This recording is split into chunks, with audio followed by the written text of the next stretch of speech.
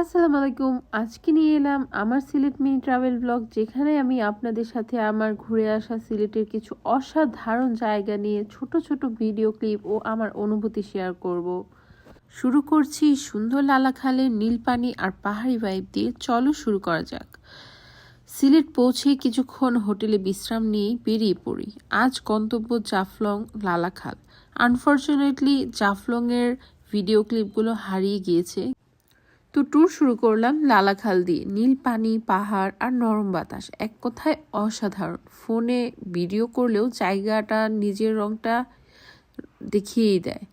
লালাখাল আমাকে অলওয়েজ আমেজ করে। এই জায়গার পানি এত নীল কেন জানি।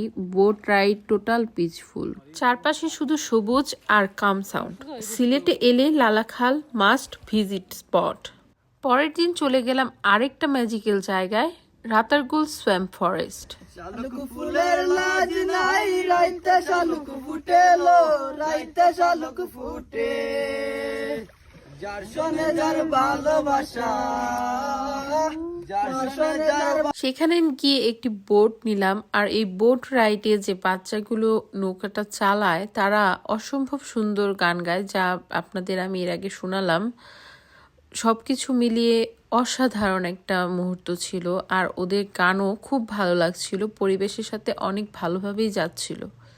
রাতারগুল এত বড় একটা সোয়াম্প ফরেস্ট যে আপনি চাইলেও একদিনে ঘুরে শেষ করতে পারবেন না। আর আমরা যারা ট্যুরিস্টরা এখানে ঘুরতে আসি, তারা অর্ধেকের চেয়েও কম জায়গা আমরা ঘুরি। সো এটা কখনোই ফুলটা কভার করা পসিবল না। আর আমরা যে সময় গিয়েছিলাম সে সময় পানি কিছুটা কম ছিল, কিন্তু অন্য সময় পানি এতটাই বেশি থাকে যে গাছগুলো শুধু একটু একটু দেখা যায়।